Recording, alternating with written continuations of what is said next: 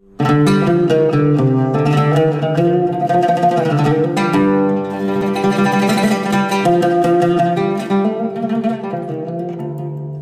Allah Ta'ala menjamin rezeki? A'udzubillahi minasyaitonirrajim. Wa ma min dabbatin fil ardi illa 'ala Allahi rizquha. Semua yang melata di atas muka bumi Allah ini dijamin rezekinya. Semua yang melata, semua yang bergerak. Setelah diteliti oleh para ulama, dabbah artinya binatang. Selalu diterjemahkan dabbah, dabbatul ardi. Binatang yang berjalan di atas muka bumi ini dijamin Allah Ta'ala rezekinya. Kenapa disebutkan binatang? Kenapa tidak disebut wa ma min insanin, wa ma min nasin? Tidak ada manusia yang tidak dijamin rezekinya. Digunakan kata yang paling rendah, paling hina, paling kotor, binatang. Kalau binatang saja dijamin rezekinya, apalagi yang mulia. Karamna bani Adam ala katsirin minal khalqi wa faddalnahum tafdila. Di antara semua makhluk ini manusia yang paling mulia. Khalaqnal insana fi ahsani taqwim. Dari bentuk susunan fisiknya paling sempurna, dari bentuk keseimbangan antara akal dengan nafsunya juga sempurna. Ada yang satu ini nafsu aja, tak ada akal, binatang. Ada yang satu ini akal saja, tak ada nafsu, malaikat. Makanya kalau ada teman kita nafsu aja, tak ada akal, kita udah tahu dia sama geng mana. Maka paling sempurna bentuknya, keseimbangannya manusia. Tapi Allah tidak sebutkan manusialah yang kujamin rezekinya. Tidak, Allah sebutkan yang paling hina. Kalau binatang yang kotor tidak berakal saja dijamin Allah rezekinya, apalagi manusia. Maka ada ungkapan pepatah orang Melayu, rezeki musang tidak akan dihabiskan harimau. Rezeki musang tak akan pindah ke mulut harimau. Secara fisik harimau lebih besar. Secara fisik harimau lebih buas, lebih gagah, lebih tajam taringnya. Raja hutan, raja rimba. Musang biasa saja. Bahkan ada musang yang paling keren ya kopi luwak. Karena itulah makanan dia. Tapi rezeki musang tidak akan mungkin dihabiskan harimau. Kalaulah gara-gara harimau musang itu tidak makan, maka sudah lamalah musang itu punah dan musnah. Tidak ada lagi di permukaan bumi. Tapi sampai hari ini musang masih tetap ada dan harimau pun tetap ada. Begitu Allah Subhanahu wa ta'ala mencari, menyediakan rezekinya. Binatang yang melata, melatanya tidak pula di atas tanah. Justru dia unik. Kalau binatang yang lain kakinya di atas tanah, kepalanya, dia justru terbalik. Justru kaki dia yang ke atas, dia yang ke bawah. Bukan Spiderman, cicak. Makanannya pun luar biasa. Yang dia makan tidak melata tapi yang terbang, nyamuk. Bisa juga dia makan. Jadi kalau ada orang dikasih Allah Ta'ala tangan, kaki, kudrat, iradat, kemauan, kehendak, dikasih Allah Ta'ala akal sehat, badan sehat, segar bugar, tapi cemas dengan rezekinya, dia mestinya malu dengan cicak. Kemudian bagaimana Allah Subhanahu wa ta'ala membagi rezeki itu? Lau tawakkaltum 'ala Allah haqqa tawakkulih. Kalau kamu bertawakal kepada Allah sebenar-benar tawakal, la razaqakum kama ruziqat thair. Kamu diberi Allah rezeki sebagaimana seekor burung mendapatkan rezeki. Bagaimana seekor burung mendapatkan rezeki? Taghdu khimasan wa taruhu bitanan. Terbang keluar sarang pada waktu pagi dalam keadaan perut kosong dan pulang dalam keadaan perut kenyang. Sampai hari ini belum ada burung yang tidak mau terbang karena khawatir dapat rezeki atau tidak. Burung merpati terbang tinggi, tahu dia di mana letak sarangnya dan pulang dia dalam keadaan perut kenyang.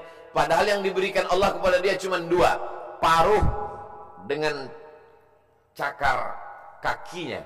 Dengan dua itu bisa dia makan. Uniknya burung-burung ini adalah makanannya berada di dalam air, dia di atas udara. Lalu kemudian dia hanya sebentar saja memantau, masuk dia ke dalam dan bisa diangkat kembali. Kalau tidak percaya pada isi ceramah saya ini, sering-sering nonton film yang isinya binatang aja. Tentang flora dan fauna, tentang hewan, tentang burung. Aneh dan uniknya, yang menyuruh kita untuk mempelajari binatang hewan ini adalah Allah SWT.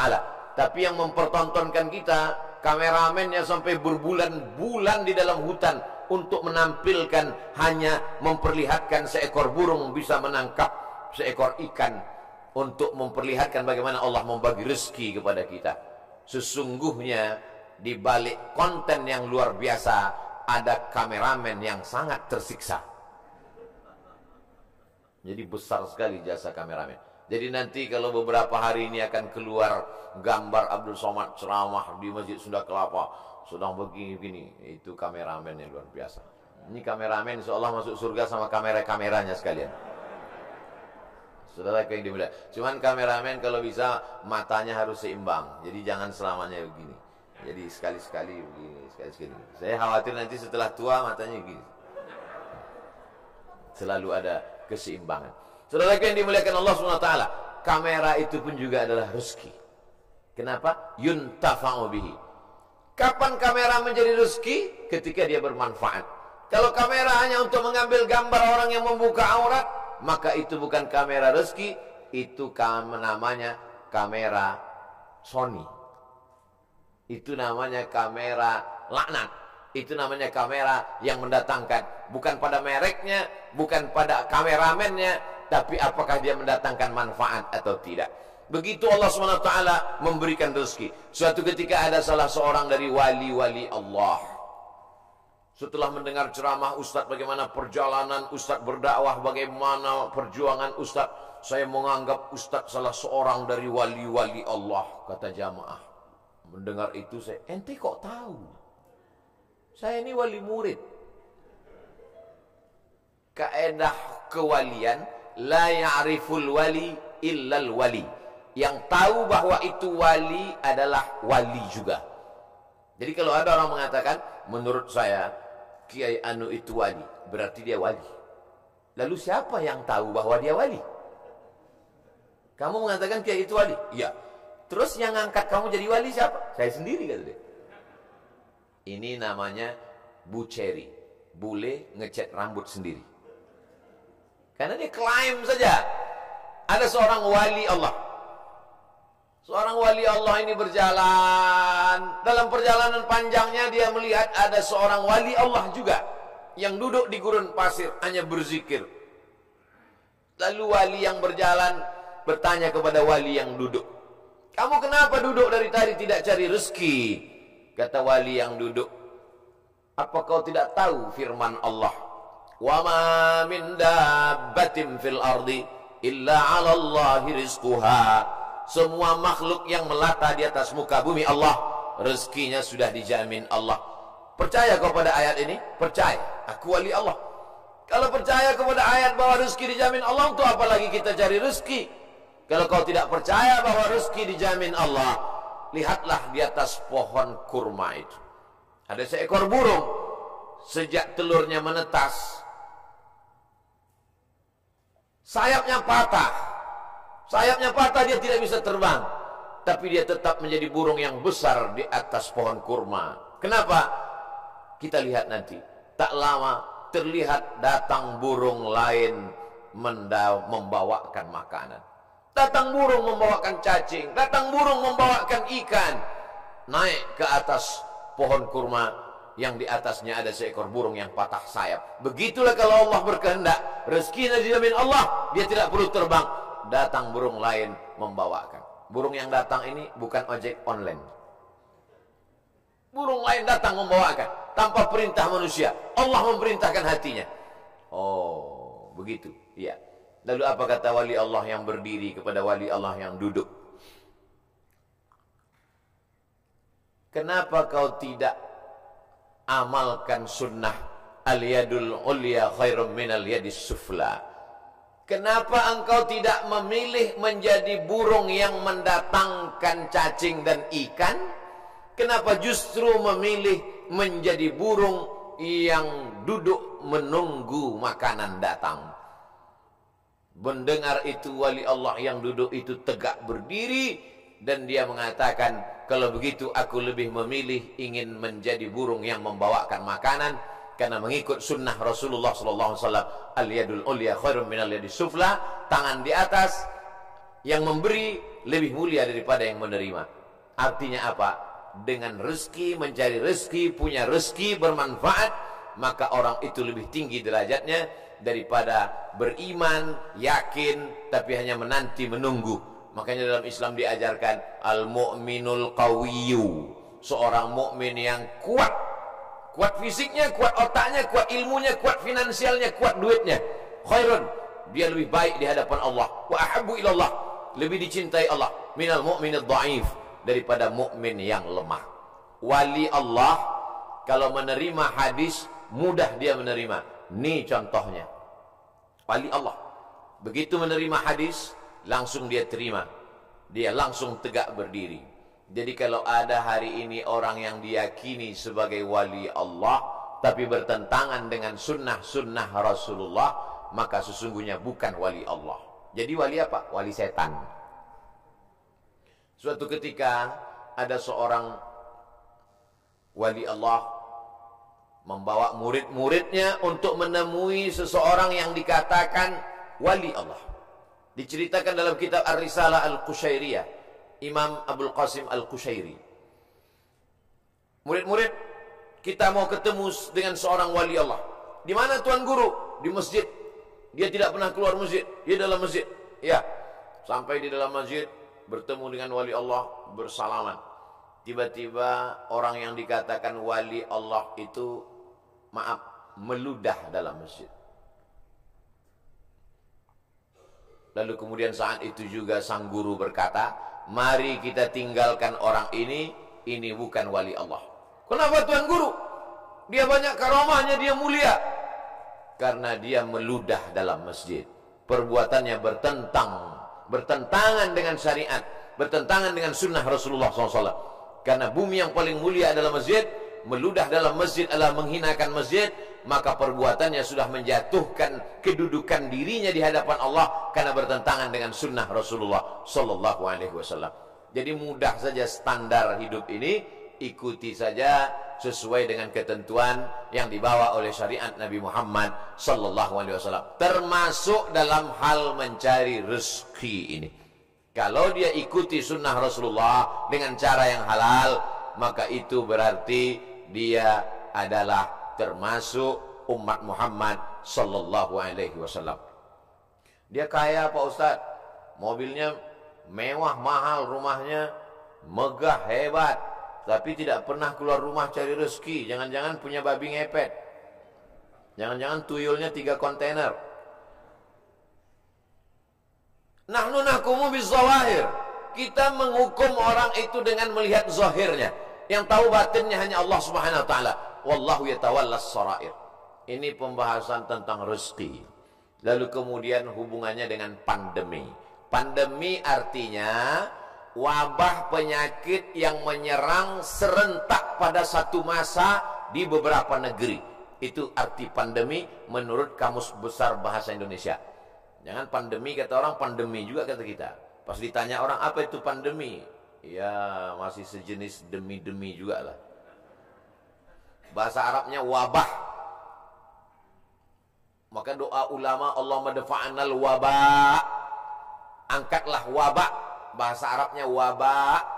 Sampai ke Indonesia ujungnya hamzah berubah jadi ha, wabah. Banyak sekali kata-kata serapan bahasa Arab begitu sampai ke kita berubah. Wabah jadi wabah. Zahir lawannya batin. Telapak tangan ini batin, ini zahir. Kenapa ini disebut batin? Karena tertutup. Kenapa ini disebut zahir? Karena terlihat. Oh kalau begitu ini bisa juga disebut batin tertutup Pak Ustaz? Enggak, karena yang bisa tertutup cuman ini. Siapa yang bisa menutup ke sini? Enggak bisa. Maka ini disebut batin. Zahiruha wa batinuha, zahir dan batin. Sampai ke Indonesia berubah. Mohon maaf, lahir dan batin. Tidak apa-apa. kita teruskan saja kekeliruan itu. Karena sudah menjadi umum. Ada nama kamus bahasa Arab khotok sya'i. Khotok salah. Sya'i tapi populer. Ternyata kalau salah tapi populer, diteruskan saja kesalahan itu. Nah, kembali kepada pandemi, wabah. Wabah ini bukan sesuatu yang baru. Ada kota namanya Yathrib. Yathrib itu artinya kota yang banyak wabah penyakit. Nabi selalu merubah nama yang tidak baik kepada nama yang baik. Kamu mau kemana? Saya mau ke kampung wabah. Namanya saja sudah membuat kita memberikan efek negatif. Nama Abdul Somad, tempat tanggal lahir wabah COVID-19. Maka memberikan efek yang tidak baik. Maka Nabi merubah nama yang tidak baik. Yathrib dirubah Nabi namanya menjadi Al-Madinah Al-Munawwarah, kota peradaban yang terang benderang. Kenapa terang benderang? Ketika Nabi datang ke sana, maka terang benderanglah hati mereka, terang benderang pikiran mereka, terang benderang kota Madinah. Mereka sambut dengan Tola'al Badru alaina. Badru artinya bulan purnama yang terang benderang. Kalau bulan itu bulat, namanya Badar. Kalau bulannya masih sabit, namanya hilal. Yang selalu dicari-cari orang, hilal. Hati-hati kalau ibu punya suami hilal. Saudaraku yang dimuliakan Allah Subhanahu wa taala. Maka pandemi, wabah menyebar sudah terjadi sejak lama. Makanya dalam hadis dikatakan al-mat'unu syahid. Orang yang meninggal karena wabah ta'un, wabah penyakit, pandemi, maka dia mati syahid. Saudara kita, sahabat kita, kawan kita, tetangga kita, satu sekolah dengan kita, meninggal dunia. Berikan kabar gembira kepada istrinya kalau suaminya meninggal. Sabar Pak, dia meninggal sebagai seorang syahid. Wala taqulu liman yuqtalu fi sabilillahi amwat. Jangan kau katakan orang yang mati syahid itu mati. Bal ahya, mereka hidup. Tapi mereka meninggalnya ketika mau Idul Fitri, Pak Ustaz, bajunya sudah dibeli. Ada yang lebih sayang kepada dia daripada kita. Kita tidak tahu entah apa amal dia sehingga Allah memilih dia untuk berhari raya bersama para malaikat, bersama Allah Subhanahu wa taala. Maka mendengar cerita kita itu lapang dadanya. Kata-kata kita mestilah menjadi setawar sedingin, menawarkan hati yang luka, mendinginkan hati yang panas dari ucapan kata-kata yang menyejukkan. Kalau kita tidak bisa menenangkan orang dengan materi, maka tenangkanlah dengan kata-kata. Rezeki di masa pandemi berkurang. Berapa banyak pegawai, pekerja, perusahaan yang di PHK, dirumahkan, kolaps perusahaan, bisnis. Bahkan ada seorang bisnismen yang cerita ke saya, Ustaz Somad, semua bisnis buatan manusia hancur roboh diterjang badai pandemi COVID-19. Yang bisa bertahan adalah yang buatan Allah Subhanahu wa taala. Tanaman kelapa sawit, harga karet, kelapa bertahan. Bisnis yang diciptakan, dibuat manusia, dikreasikan manusia, tumbang Pak Ustaz. Tapi orang beriman tidak pernah berputus asa. Kenapa? Karena dia melihat, memandang itu sebagai hakikat yang datang dari Allah Subhanahu wa taala. Dia berpikir cerdas. Dulu ketika rezeki saya lancar, bisnis saya sampai tidak sempat ke masjid Ustaz, sampai tidak sempat ikut pengajian. Alhamdulillah, dengan adanya pandemi ini kami masih bisa menyekolahkan anak, masih bisa makan, mungkin rezeki berkurang, tapi saya lebih sering ngaji Pak Ustaz. Oh, jadi kamu sering pengajian? Iya, tapi wajah kamu nggak pernah terlihat. Saya pakai masker Pak Ustaz. Kamu sering ikut kajian saya? Ikut Pak Ustaz, tapi saya nggak pernah ngelihat kamu. Saya jamaah online Pak Ustaz. Insya Allah yang ikut pengajian online, surganya tetap offline. Jadi jangan khawatir. Ini ada juga ustaz-ustaz yang menakut-nakuti jamaah, yang selama ini hanya online saja, surganya pun online. Untung jamaahnya kurang cerdas. Kalau jamaahnya cerdas, mana ada surga online? Surga online itu surga bid'ah. Saudara yang dimuliakan Allah Subhanahu wa taala, jadi ketika kita melihat sesuatu itu dengan perenungan, maka sesungguhnya ada hikmah yang luar biasa di balik apa yang diberikan Allah. Asa an takrahu syai'an, boleh jadi kau benci sesuatu, fa huwa khairul lakum, tapi di balik kebencian kamu itu ada manfaat hikmah yang luar biasa. Asa an takrahu syai'an, boleh jadi kamu tidak suka pada sesuatu, wa yaj'alallahu fihi khairan katsira, dijadikan Allah di balik itu semua ada kebaikan-kebaikan. Tapi kadang kita susah untuk berpikir cerdas, cermat, jernih di tengah hiruk pikuk suara orang banyak. Gimana kata kalau kita mau berpikir saat di tangan kita dua handphone, yang satu IG, yang satu Instagram? Gimana kita mau berpikir jernih di saat kita sedang di tengah orang yang pikirannya berkecamuk? Maka bangunlah di tengah malam, seperti jamaah yang dikatakan protokol tadi, yang datang jam 3 malam ke masjid. Kalau dia sampai ke masjid jam 3, tentu bangunnya jam 2. Yang sholat subuh jam 7.30, nggak tahu bangunnya jam berapa.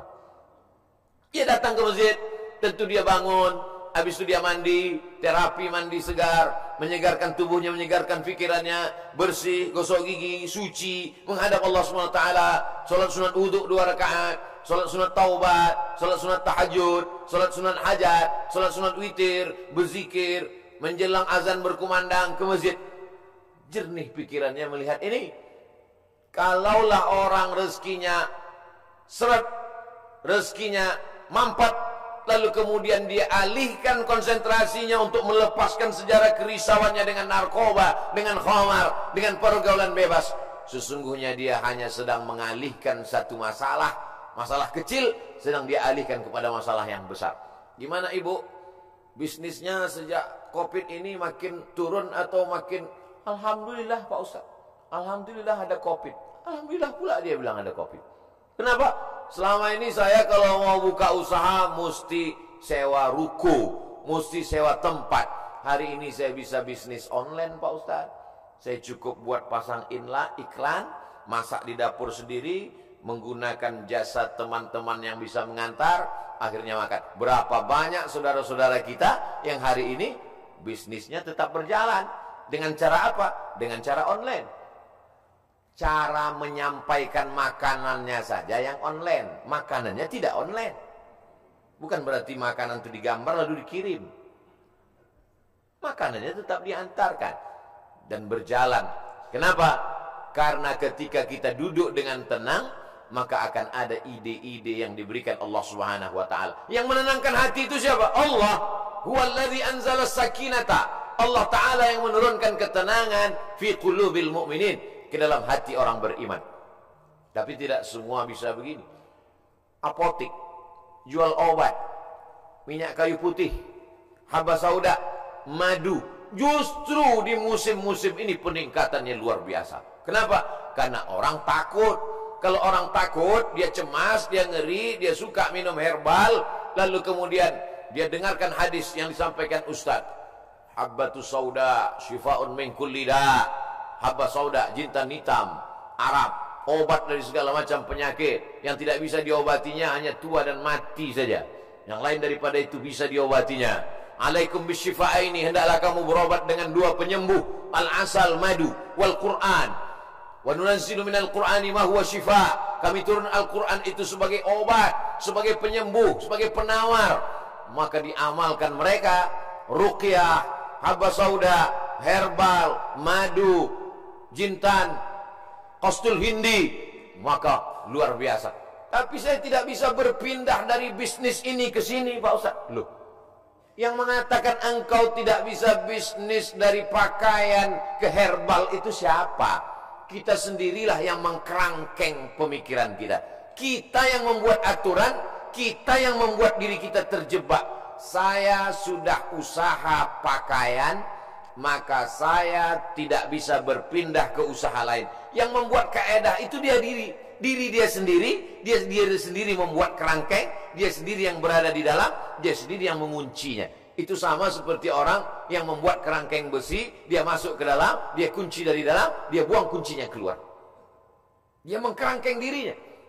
Kamu bisa berpindah dari dagangan pakaian ke jualan herbal, berpindah dari berdagang bisnis ini beralih ke sini. Itu adalah pilihan yang ada pada diri kita sendiri. Ada pilihan yang tidak bisa kita pilih. Abdul Somad menjadi orang Melayu, datang dari Pulau Sumatera. Itu tidak bisa kita memilih. Saya tidak bisa memilih. Malaikat tidak pernah dulu memberikan saya pilihan di alam rahim. Abdul Somad, kau mau jadi orang mana? Mau jadi orang Amsterdam atau mau jadi orang Riau? Tak ada. Itu bukan pilihan saya. Itu pilihan takdir dari Allah Subhanahu wa taala. Tapi ada masanya kita bisa memilih antara bisnis ini atau ini, beralih ini atau ini. Ustaz, ada yang mau saya tanyakan Ustaz? Ya silakan. Bolehkah saya beralih bisnis? Boleh. Yang tak boleh beralih ke lain hati. Saudaraku yang dimuliakan Allah Subhanahu wa taala. Jadi bagaimana tiba-tiba pikiran kita menjadi sempit sampai tidak nampak solusi? Bagaimana tiba-tiba hati kita ini menjadi beku sampai semuanya terasa menyulitkan, menyusahkan kita? Maka Allah Subhanahu wa taala memberikan kita kelapangan. Man lazimal istighfar, siapa yang melazimkan istighfar, mengistiqomahkan, mengamalkan istighfar, ja'alallahu lahu min kulli dhiqin makhraja. Habis waktu ceramah. Oh, matahari terbit. Hebatnya di Masjid Agung Sunda Kelapa. Setiap matahari terbit, bunyi alarm. Setiap matahari terbit, bunyi alarm. Setiap matahari terbit, bunyi alarm. Lama-lama jamaah mengambil kesimpulan bahwa kalau alarm tidak berbunyi, matahari tidak terbit. Kalau ada usaha, baru ada rezeki. Kalau ada usaha, baru ada rezeki. Kalau ada usaha, baru ada rezeki. Kalau tidak ada usaha, berarti tidak ada rezeki. Rezeki terbagi dua. Ada rezeki yang bersifat mauhibah, pemberian Allah.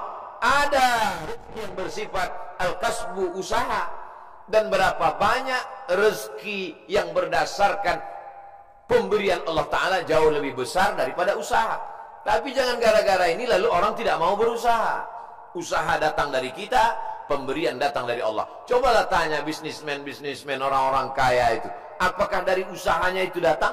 Berapa banyak usahanya biasa saja, tapi pemberian Allah Subhanahu wa taala luar biasa. Yang dinilai Allah adalah bagaimana seorang hamba berusaha. Itulah ahlus sunnah wal jamaah. Adapun orang yang berpangku tangan menunggu hujan turun dari langit, mereka adalah ahlul bid'ah wad dhalalah. Namanya kelompok Jabariyah. Jabr, al-Jabr. Ada wali nikah itu namanya wali majbur, wali yang boleh memaksa. Jabariyah orang yang terpaksa. Kata dia, hidup dia ini terpaksa karena takdir. Kau kenapa tidak berusaha? Semua sudah ditakdirkan Allah. Kau kenapa mabuk? Saya tidak ada niat mabuk Pak Ustadz. Saya terpaksa karena takdir. Dua salah dia. Pertama, dia berbuat dosa. Yang kedua, dia mengkambing hitamkan Tuhan atas segala dosa-dosanya. Maka orang seperti ini dihukum double oleh Sayyidina Umar bin Khattab. Pada zaman Umar pun spesies manusia seperti ini sudah ada. Yang sekarang ini hanya pengikut-pengikutnya saja. Neonya, model barunya muncul di zaman modern ini. Maka orang seperti ini bukan ahlu sunnah. Ahlu sunnah adalah berkeyakinan bahwa rezeki dijamin Allah, tapi dia juga berusaha. Menurut Imam Abul Hasan al-Ash'ari, maka itulah yang disebut dengan al-kasbu wal-ikhtiar. Ada usaha. Subuh ini saya sudah ditakdirkan Allah Subhanahu wa taala ada 2 minuman. Yang berada di atas meja ini walaupun nampaknya 3, yang minuman 2, yang ini hand sanitizer. Lalu kemudian saya boleh memilih antara 3 ini. Yang mana yang mau dipinum, boleh pilih. Mau yang ini atau yang ini, tapi jangan yang ini. Ketika dia sudah diberikan kepada saya, maka ini milik saya, ini udah takdir saya, ini ketetapan untuk saya. Tapi saya mesti menggerakkan tangan saya, mesti memasukkannya ke mulut saya. Semuanya datang dari Allah. Gerak ini tangan bisa bergerak, itu pun dari Allah. Hati ini untuk condong kemana, itu pun dari Allah. Itulah mengapa dikatakan wallahu khalaqakum wa ma ta'malun. Allah menciptakan kamu dan perbuatan kamu. Perbuatan kamu itu pun juga ciptaan Allah, karena semua datang dari Allah. Menulis, tangan yang menulis ciptaan Allah. Pena, kertas, itu pun ciptaan Allah. Maka dikatakan bahwa kamu dan perbuatan kamu adalah ciptaan Allah. Tapi kita punya pilihan. Wa nafsin wa ma sawwaha, demi jiwa dan penciptaannya. Fa'alhamaha fujuraha, ada jalan kiri, jalan fujur, jalan bengkok, jalan hitam. Wa taqwaha, jalan kanan, jalan baik, jalan putih. Maka kita tinggal memilih. Ketika pilihan kita benar, kita dapat surga. Walladzina amanu wa 'amilus solihati ulaika ashabul jannah. Walladzina kafaru wa kadzdzabu biayatina ulaika ashabun nar. Jangan dengan penuh kesadaran sendiri menabungnya di bank konvensional haram, duitnya duit riba, dimakan dengan penuh kesadaran. Ketika ditanya, kok makan riba? Iya, tapi ini haram. Takdir, susah saya menolaknya, Ustaz. Tidak bisa begitu, karena kita punya pilihan untuk mengalihkan dia dari konvensional ke syariah. Kita punya pilihan untuk memilih antara yang haram dengan yang halal. Ketika pilihan itu tepat, disitulah balasan datang dari Allah Subhanahu wa ta'ala. Saudaraku yang dimuliakan Allah, ada orang yang sanggup memilih, tapi dia tidak mau. Ada orang yang tidak tahu, ada yang pura-pura tidak tahu. Maka semua jenis manusia ini nanti akan mempertanggungjawabkannya di hadapan Allah Subhanahu wa ta'ala. Dengan mengaji kita menjadi tahu. Setelah tahu, ujiannya lebih berat. Selama ini kita tidak tahu, kadang-kadang ada enaknya juga tak tahu. Ada mahasiswa lama, ada mahasiswa baru. Mahasiswa lama dengan mahasiswa baru duduk di tempat yang sama, mau daftar ulang di awal tahun ajaran. Tiba-tiba turun seseorang lewat. Mahasiswa lama lari pontang-panting. Mahasiswa baru nyantai sambil duduk merokok, ngelihat cuek aja. Memangnya yang lewat itu siapa? Rektor. Kenapa mahasiswa lama lari pontang-panting? Dia kenal, dia tahu. Kenapa mahasiswa baru cuek saja seperti tak ada masalah? Karena tidak tahu.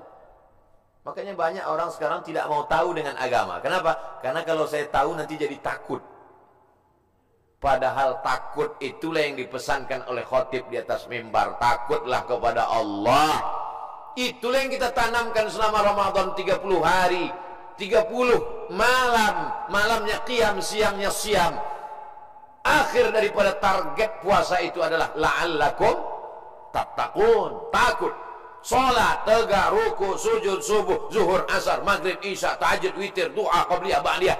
Apa yang ingin dicapai? Inna salata tanha 'anil fahsya wal munkar. Kajian subuh, kajian kita ini, apa target visi misi dari kajian ini? Kajian ini supaya takut kepada Allah, jangan sampai makan haram, jangan gara-gara pandemi ini lalu kita kemudian berubah keyakinan. Makanya pesan Nabi, qul amantu billah, berilah aku pesan ya Rasulullah. Kalau sudah aku terima pesan yang singkat padat ini, aku tidak akan bertanya lagi kepada siapapun. Katanya, amantu billah, katakan aku beriman kepada Allah. Tsumma istaqim, istiqamah. Istiqamah. Sebelum pandemi istiqamah, berusaha dengan rezeki yang halal.